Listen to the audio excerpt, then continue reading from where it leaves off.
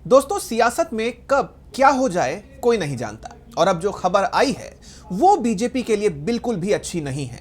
हाल ही में तमिलनाडु में बीजेपी विधानसभा का चुनाव हार गई।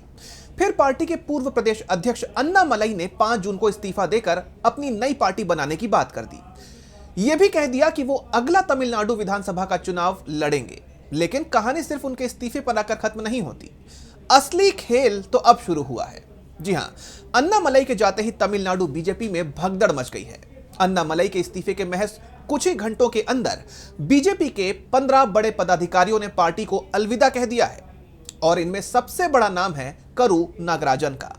नागराजन राज्य में बीजेपी के उपाध्यक्ष रहे हैं। उन्होंने खुलकर कह दिया कि वो अब अन्नामलई के इस नए सफर में उनके साथ है। और ये लिस्ट यही नहीं रुकती। तमिलनाडु की स्टेट सेक्रेटरी सुमति वेंकटेश ने भी इस्तीफा दे दिया है। पेरंबलूर जिले की महासचिव उमा हेमवती और उनके पति सेल्वराज ने भी बीजेपी छोड़ दी है।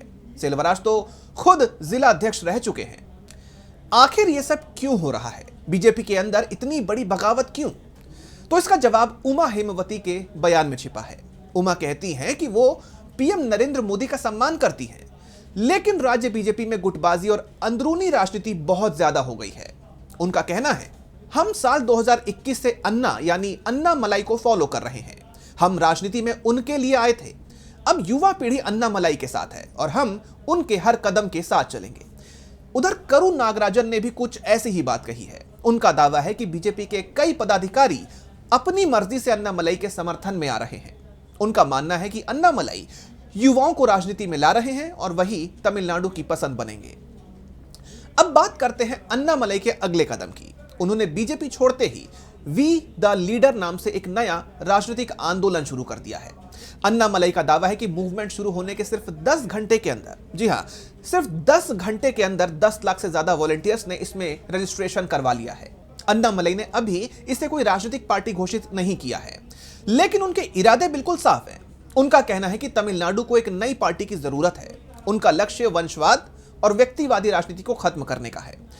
सबसे दिलचस्प बात यह है कि उन्होंने एक बड़ा नियम बनाया है कि इस नए संगठन में कोई भी स्थायी विधायक, सांसद या मंत्री नहीं होगा, खुद अन्नामलई भी नहीं।